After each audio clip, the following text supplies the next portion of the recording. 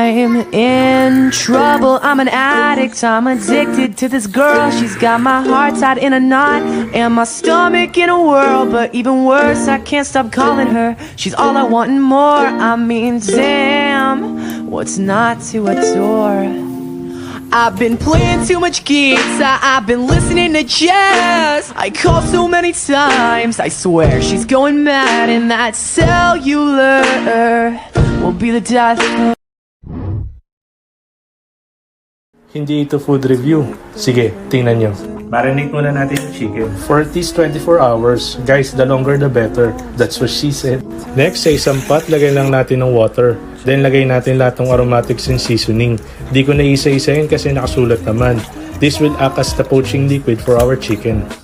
Ayan, pag nag-boil na, lagay na natin yung chicken and poach natin for 15 minutes. Pagkatapos, cool down natin siya sa fridge para mas lalo siya maging crispy pag prito.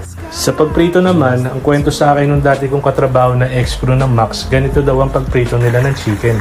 Sa mga crew nga dyan ng Max, pakicomment nga kung ganito talaga kayo magprito ng chicken o niloloko lang ako nung katrabaho ko dati. Pero sa totoo lang, hats off sa kanya, naging golden brown din tapos ang kinis ng balat parang alagang belo. O yan, serve na natin. Kita naman sa itsura na papasa, lasa na lang ang problema. Kaya guys, maniwala kayo. Warning, if you make this cake, your friends and family will harass you for the rest of your life to make it for every single family gathering. So let's get into making my bomb tres leches cake. You're gonna take 1 yellow cake box mix, follow the directions, bake it, and then once it's done, you're gonna cut all the crust off. You can go ahead and snack on that. Poke holes through the entire cake, just like that. Then we're gonna take 1 can of evaporated milk, 1 can of sweetened condensed milk, and then we're gonna fill that can back up with any kind of regular milk, just like that. You're gonna shake it all up and then pour it all over the cake. All the milk, baby. And then we're gonna wrap it up and we're gonna throw it in the fridge for a couple hours at least. And then we're gonna take some heavy whipping cream. I did 3 spoonfuls of sugar.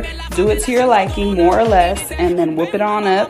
And once that's ready, throw it on the cake, spread it out.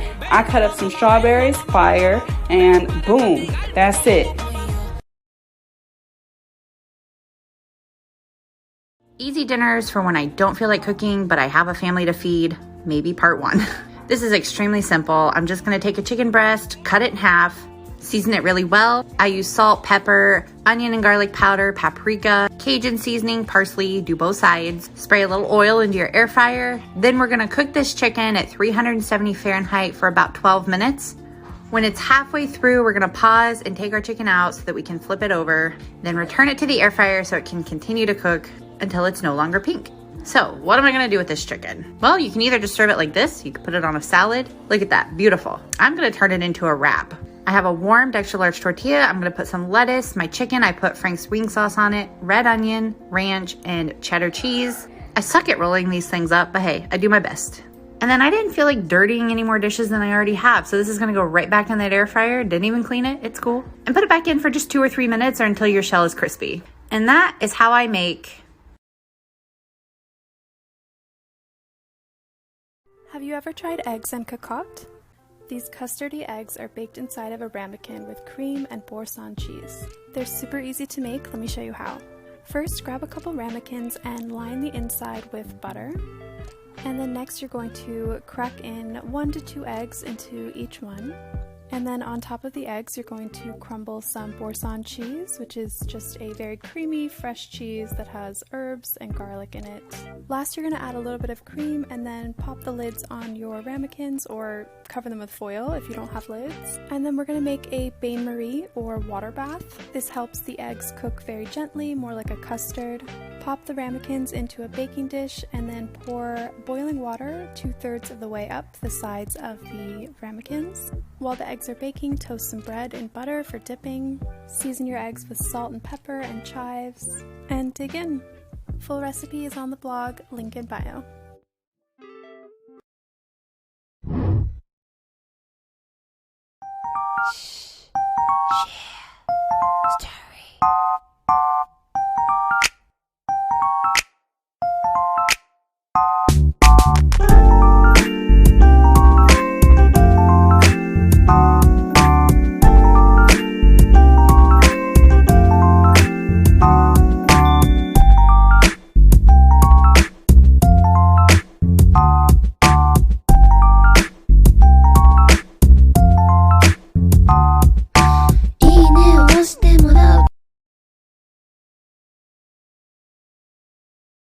This has been the most highly requested recipe. Today I'm going to show you how I make my horchata. So starting off with 1.5 cups of white rice, 2 cinnamon sticks, and 4 cups of water. I let mine soak overnight, but at least a minimum of 4 hours. The longer the better. And don't forget to wash your rice. Then once it's ready, go ahead and put it in the blender. I blended mine for about 5 minutes straight. And then using a cheesecloth or a strainer, go ahead and strain out your liquid. And it should look something like this.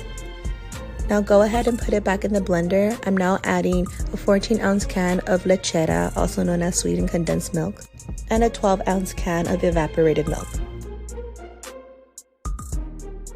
I went ahead and strained it one more time. Then add Mexican vanilla or vanilla extract to your liking. And finished it off with 1.5 cups of water. You can serve it up right away or you can leave it in your fridge. It's best to drink it within 3 days. And this is how I make my Mexican horchata.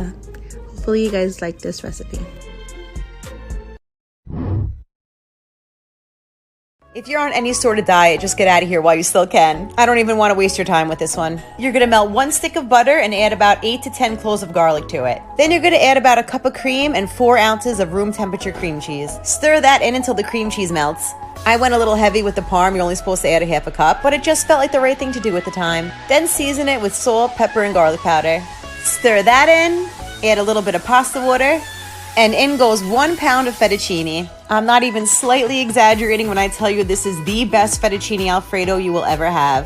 You have to give this one a try. You're gonna love it. Let's do some cooking.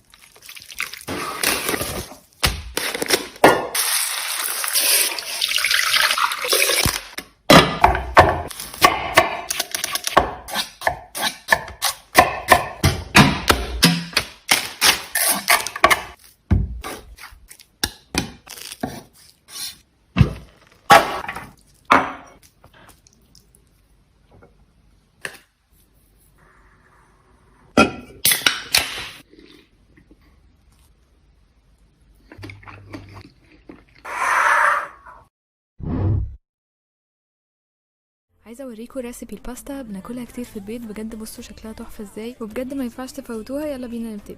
في حله على النار هنحط معلقتين دقيق وشويه زيت زيتون، وقبل ما يغمقوا هنحط عليه توم وصلصه ومعلقه سكر او عسل صغيرين ونقلبهم، ونزود عليهم ملح وبابريكا وريحان ناشف وزعتر بري. وبعد كده نحط اللبن ونقلب بسرعه عشان ما يكتلش مننا. احنا عايزين نعمل بشاميل خفيف. احنا اوريدي هنكون بنسلق الباستا على جنب. هنحط منها كبشتين او 3 ميه مكرونه وعليهم نص كوبايه كريمه طبخ ونسيبها تغلي شويه، وبعد كده نشيلها من على النار ونزود عليها الباستا. نجيب بايركس بقى عالي شويه وهنبتدي نعمل طبقات. هنحط طبقه من المكرونه وعليهم طبقه ميكس من الجبن لحد ما نوصل للاخر، ونحط عليهم شويه كرات لو مش عايزين بلاش وريحان ناشف، ونحطها في الفرن لحد ما الجبن تسيح. وبجد لازم تجربوها، هتدعولي قوي لما تدوقوها. وعايزه اقول حاجه كمان، ما تقلقوش تخففوا البشاميل قوي في الاول عشان اوريدي احنا عايزينها تكون طريه جوه الفرن وما تنشفش مننا. يا رب تكون الوصفه عجبتكم.